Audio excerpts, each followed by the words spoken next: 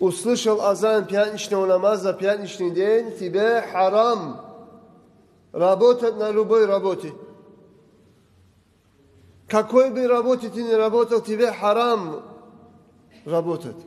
Ты должен оставить всю свою работу, прийти на джума намаз. Пятничный день.